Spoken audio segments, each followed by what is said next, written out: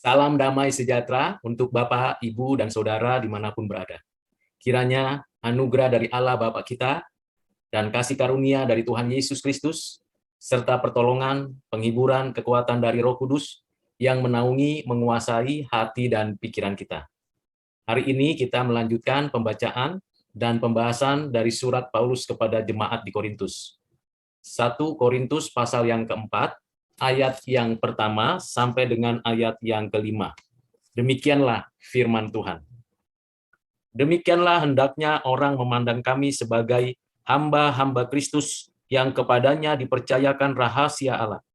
Yang akhirnya dituntut dari pelayan-pelayan yang demikian ialah bahwa mereka ternyata dapat dipercaya. Bagiku sedikit sekali artinya, entahkah aku dihakimi oleh kamu atau oleh suatu pengadilan manusia. Malahan diriku sendiri pun tidak kuhakimi. Sebab memang aku tidak sadar akan sesuatu, tetapi bukan karena itulah aku dibenarkan. Dia yang menghakimi aku ialah Tuhan. Karena itu janganlah menghakimi sebelum waktunya, yaitu sebelum Tuhan datang. Ia akan menerangi juga apa yang tersembunyi dalam kegelapan, dan ia akan memperlihatkan apa yang dirancangkan di dalam hati. Maka tiap-tiap orang akan menerima pujian dari Allah. Demikian jauh pembacaan firman Tuhan. Yang berbahagia ialah kita yang mendengarkannya, menyimpannya di dalam hati kita, dan melakukan firman Tuhan setiap hari. Bapak, Ibu, Saudara yang kekasih di dalam Kristus, kita bersyukur karena apa yang sudah dituliskan di dalam surat 1 Korintus ini semakin meneguhkan iman kita dan meyakini diri kita bahwa kita ada di dalam Tuhan. Dan kita bersyukur bahwa kita ini sungguh milik Kristus. Kita sudah dibayar lunas dengan nyawanya, dengan darahnya. Masa depan kita adalah masa depan yang cerah, yang penuh dengan kesukacitaan.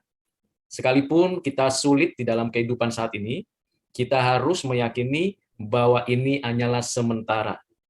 Kita berupaya untuk hidup lebih baik dari hari kemarin, dan hari esok lebih baik dari hari ini. Semakin dekat dengan Tuhan, semakin waktunya akan berakhir dalam hidup kita di bumi ini, semakin lebih banyak lagi yang kita lakukan yang berkualitas. Di dalam ayat 1 ini, Rasul Paulus memberikan penegasan kepada jemaat mengenai apa yang ada pada dirinya dan apa yang sungguh-sungguhnya terjadi di dalam kehidupannya. Dituliskan di ayat 1, demikianlah hendaknya orang memandang kami. Ini harapan, ini sebuah himbauan, walaupun memang ini ditujukan kepada jemaat di Korintus. Karena bisa jadi hamba-hamba Tuhan, para rasul, murid-murid Tuhan, bahkan para misionari atau orang-orang seperti saya dianggap mencari uang, mencari keuntungan dengan pemberitaan firman Tuhan. Mencari kepentingan diri sendiri. Jawabannya tentu tidak sama sekali. Kita mengerjakan panggilan yang Tuhan berikan kepada kita masing-masing dengan beragam keunikan dan beragam kebaikan Tuhan. Tidak ada maksud untuk kepentingan diri atau mencari keuntungan. Kalaupun Tuhan memberikan kecukupan dan kebutuhan yang dapat kita nikmati, semuanya itu sungguh berasal dari Tuhan. Bukan untuk memperkaya diri atau untuk meninggikan diri. Seluruhnya bagi kemuliaan Tuhan. Itu sebabnya Rasul Paulus menghimbau, memberikan sebuah pengertian bahwa jemaat itu memandang rasul-rasul Kristus ini, memandang hamba-hamba Tuhan itu seperti apa. Bagi Rasul Paulus dan hamba-hamba Tuhan, kita sekalian, kita itu adalah hamba-hamba Kristus, atau dalam bahasa aslinya adalah huperetes, atau bawahan Kristus. Artinya kita ini bukan siapa-siapa, kita itu menjalankan perintah Tuhan. Media yang dipakai beragam. Dan dalam kondisi saat ini, media digital itu lebih efektif dibandingkan di masa lalu.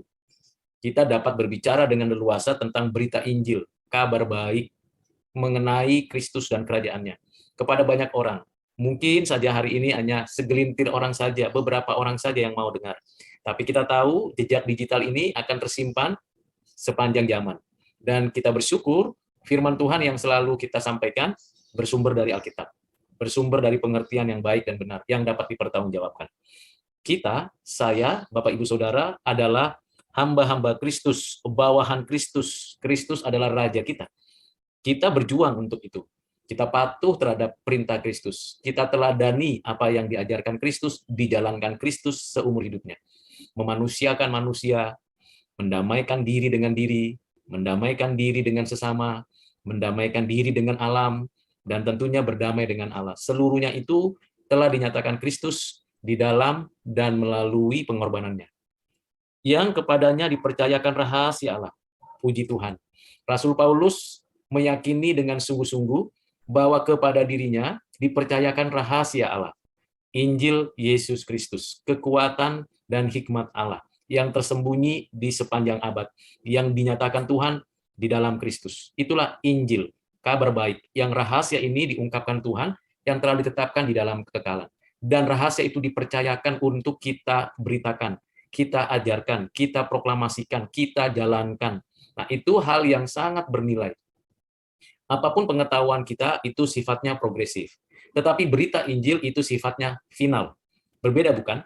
Kita dapat makin hari, makin bertambah pengetahuan, bertambah pengalaman. Karena kita belajar, karena kita menjalani hidup dan berpengalaman. Tetapi pengenalan akan Allah di dalam Kristus, pada dirinya Yesus Kristus, Injil itu final. Jadi rahasia itu final, utuh, lengkap. Bukan nanti ada lagi yang lain, tidak. Tidak ada lagi berita yang lain yang berkaitan dengan kabar baik, kecuali hanya di dalam Kristus. Orang-orang di dalam perjanjian lama, bahkan sejak Adam dan Hawa jatuh dalam dosa, menantikan rahasia ini dinyatakan. Orang-orang di zaman Yesus hadir di bumi selama 33,5 tahun, berupaya untuk belajar, mendengarkan, dan menjadi muridnya. Namun hanya sebagian saja yang meyakini rahasia itu dinyatakan. Dan orang-orang yang hidup setelah kenaikan dan turunnya Roh Kudus, dicurahkan bagi gerejanya sampai akhir zaman, menanti-nantikan kegenapan dari rahasia itu, yaitu hidup penuh dengan sukacita. Dan rahasia itu dipercayakan Tuhan kepada kita, kepada orang-orang percaya, kepada jemaat Tuhan. Di ayat 2 dikatakan yang akhirnya dituntut dari pelayan-pelayan yang demikian ialah bahwa mereka ternyata dapat dipercaya. Sebagai penata layan atau diakonos, di mana kita itu dipercaya, siapa yang mempercayai kita? Berita seperti apa yang maunya didengar oleh manusia? Berita yang menegangkan, berita yang menguntungkan, berita yang menyenangkan telinga, mata, kedagingan, hawa nafsu, atau berita yang berkaitan dengan hidup dan kehidupan kekal. Dan kita itu ternyata dapat dipercaya. Mengapa? Karena Roh Kudus yang bekerja di dalam hidup kita. Kita tidak mencari dukungan dari manusia. Tetapi ketika kita memberitakan firman dan kita meyakini itu benar berdasarkan kekuatan dan kuasa Allah, kita dapat dipercaya. Mengapa Paulus meyakini bahwa mereka ternyata dapat dipercaya? Pertama, antara perkataan dan tindakan itu sinkron, koresponden, tidak kontradiksi. Antara tindakan dengan perkataan itu memberikan pengaruh, makna yang sesungguhnya. Nah, ini penting. Jadi apa yang kita katakan, kita lakukan. Apa yang kita lakukan, kita katakan. Dan semua perkataan dan tindakan kita itu sungguh-sungguh di dalam kebenaran, keadilan, kesucian. Sehingga bukan sesuatu yang cemar, yang dusta, yang memberontak kepada Allah. Sehingga kita dapat dipercaya. Tidak mudah mendapatkan kepercayaan dari orang-orang di sekitar kita. Tidak mudah mendapatkan kepercayaan dari pasangan kita, anak-anak kita, keluarga kita yang dekat, tidak mudah. Semuanya perlu ketekunan untuk menunjukkan bahwa kita memang menjalankan hidup ya apa adanya, sebagai pelayan-pelayan Tuhan, hamba-hamba Tuhan. Tidak menyimpang ke kanan, tidak menyimpang ke kiri. Selama kurang lebih 30 tahun sejak saya bertobat, percaya kepada Kristus, memperlengkapi diri, jatuh bangun, bahkan seringkali gagal, Tuhan masih mempercayakan kepada saya pelayanan pemberitaan Injil Yesus Kristus. Itu adalah anugerah, bukan karena kuat, kokoh, kekal, dan kuasa yang ada pada saya, tidak. Bukan karena saya lebih tekun dari orang lain. Bukan karena saya lebih hebat dari orang lain. Tidak. Itu semua anugerah Tuhan. Bayangkan betapa banyaknya kekurangan, kelemahan, keterbatasan saya. Jatuh bangun, kadang-kadang putus asa, frustasi, tidak berdaya menghadapi hidup ini. Tetapi masih dipercayakan oleh Tuhan. Mengajar, memberitakan Injil, menulis, menyampaikan firman melalui kanal YouTube ini, bahkan bergairah terus untuk memberitakan Injil. memang masih sebatas bagian yang kecil. Memang tidak seperti mereka-mereka yang pergi ke pedalaman, yang melakukan KKR di berbagai kota dengan begitu gegap gempita, dengan mengadakan banyak mujizat di berbagai tempat dengan kuasa-kuasa yang nyata. Saya tidak punya itu semua. Saya hanya punya apa yang saya punya, perkataan, pikiran, waktu, durasi, dan inilah yang saya berikan. Saya berupaya untuk berjuang. Dan Tuhan mempercayakan itu kepada saya. Banyak kelemahan saya dalam tutur kata, dalam tindakan. Bahkan banyak yang belum pantas disebut hamba Tuhan. Tetapi Tuhan masih mempercayakan pelayanan ini. Dan masih mengerjakannya dengan pelan-pelan. Walaupun usia sudah bertambah, tapi terus yang penting setiap saat, setiap waktu ada kesempatan beritakan Injil. Bagi traktat, memberikan hati dan waktu untuk membantu orang. Kalau ada rupiah, kalau ada yang bisa saya bantu, saya lakukan. Nah ini pelayan-pelayan yang dapat dipercaya. Ayat 3, kata Rasul Paulus, bagiku sedikit sekali artinya, entahkah aku dihakimi oleh kamu atau oleh suatu pengadilan manusia. Malahan diriku sendiri pun tidak kuhakimi. Ini penting. Seringkali kita menghakimi diri sendiri, meruntuhkan ambisi suci kita untuk menjadi saksi Kristus. Seringkali kita berupaya untuk mundur karena dihakimi oleh orang lain, dinilai jelek, dinilai kurang pantas, dinilai tidak boleh seperti itu. Banyak sekali. Bapak, Ibu, Saudara yang kekasih di dalam Kristus, saya sudah mengalami banyak hal yang seringkali meremehkan, melecehkan, merendahkan, bahkan menganggap sepi semua perkataan-perkataan firman Tuhan yang saya ucapkan. Tidak apa-apa. Bapak, Ibu, Saudara, kita tetap semangat. Rasul Paulus sendiri mengerjakan itu dan dia tahu betul apa yang menjadi alasannya. Dia tidak menghakimi diri dan dia tidak tahu apakah jemaat menghakimi dia, menilai dia, meremehkan dia. Dia bukan tidak peduli, tapi tidak terganggu oleh penilaian orang lain. Bahkan saya tidak mau menilai, oh si Anu itu hebat, ini dan itu. Silakan melayani Tuhan. Silakan berbagi apa yang Tuhan berikan kepada Bapak, Ibu, Saudara. Bagian kita, bagian saya khususnya, ya saya bagikan, saya kerjakan. Saya mengajar di kampus, saya mendidik anak-anak di rumah, saya melayani, berbagi kasih, dan kalau ada mendengar sesuatu yang perlu bantuan, saya coba bantu. Apakah semua orang suka? Tidak. Apakah semua orang bisa disenangkan? Tidak. Pelayanan kita, pelayanan saya, dapat dipercaya sampai hari ini 32 tahun. Tuhan menjaga, memelihara iman saya. Sebelumnya bagaimana? Tidak percaya akan kebaikan, kemurahan, belas kasihan Tuhan. Tapi selangkah demi selangkah, di tengah begitu banyak rintangan, cobaan, gangguan, hawa nafsu, kedagingan, terus Tuhan tarik. Tuhan tarik ke dalam dirinya. Supaya saya ada di dalamnya terus-menerus. Bagaimana dengan Bapak, Ibu, Saudara? Di sini jelas sekali bahwa malahan diriku sendiri pun tidak kuhakimi. Ya, puji Tuhan ya. Contoh dari Rasul Paulus, tidak perlu menghakimi diri. Wah, saya ini seperti ini. Saya ini tidak pantas. Saya ini memang buruk. Saya ini untuk apa? Untuk apa kita mempromosikan hal-hal yang tidak baik? Untuk apa kita mempromosikan hal-hal yang buruk? Mari kita promosikan nama Tuhan. Kita lakukan. Kalau kekurangan biasa, tapi kita berupaya untuk meningkatkannya. Ayat 4, sebab memang aku tidak sadar akan sesuatu, tetapi bukan karena itulah aku dibenarkan. Dia yang menghakimi aku ialah Tuhan. Benar. Kita bukan cari-cari perkara lalu kita minta dibenarkan Tuhan. Tidak, anugerah Tuhan. Tuhan benar-benar beranugerah kepada kita. Coba kita bercermin. Masing-masing kita, Bapak, Ibu, Saudara. Saya pun sering bercermin. Kita akan tahu bahwa kita tidak pantas diselamatkan oleh Tuhan. Tuhan itu hakim yang adil. Kalau Ia ingin menjatuhkan vonis kepada kita, pantasnya kita itu dihukum mati. Pantasnya kita tidak mendapatkan berkat-Nya. Mengapa? Ya memang seringkali kita memberontak, sombong, angkuh, merasa diri paling hebat, ya kan? Jemaat Korintus juga seperti itu. Sehingga jemaat di Korintus ini berkotak-kotak.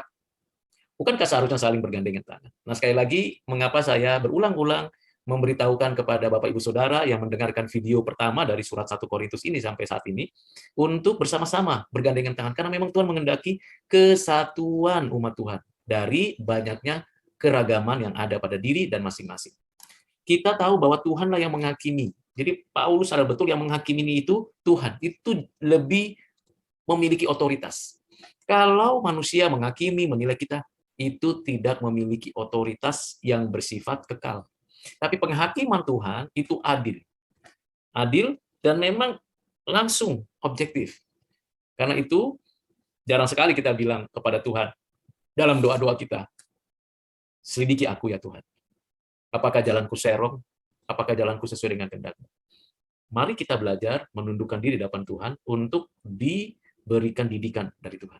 Biar Tuhan saja yang menghakimi kita. Sehingga kita punya kelegaan. Kenapa? Tuhan memberi solusi. Kalau Tuhan menghakimi kita, Tuhan memberi solusi. Tuhan tidak memberikan tembok pemisah, tapi Tuhan memberikan solusi untuk kita bisa masuk ke dalam rancangannya. Ini yang paling penting. Bapak Ibu Saudara, kita lanjutkan di ayat 5. Karena itu janganlah menghakimi sebelum waktunya, yaitu sebelum Tuhan datang. Iya. Biarkan penghakiman itu miliknya Tuhan. Ini bicara soal hidup kekal. Ini berbicara soal kualitas yang kita kerjakan. Kita hanya menyampaikan ini loh kualitas yang emas, ini loh pekerjaan yang Tuhan kehendaki. Kita itu bait Allah loh, kita itu satu saudara, kita itu jemaat Tuhan. Cukup. Soal nasib kekekalan seseorang, nasib kekekalan hamba-hamba Tuhan, itu Tuhan sudah tentukan. Rahasia seperti itu nantinya dinyatakan Tuhan di akhir zaman. Jadi kita jangan cepat-cepat mengucapkan kata-kata yang sebenarnya bukan hak kita menentukan, yaitu tentang hidupnya setelah kematian bagaimana. Bahkan kita tidak boleh menghakimi dan menilai nasib hidup orang itu pada saat yang akan datang. Bisa jadi hari ini orang itu sengsara sekali, susah sekali.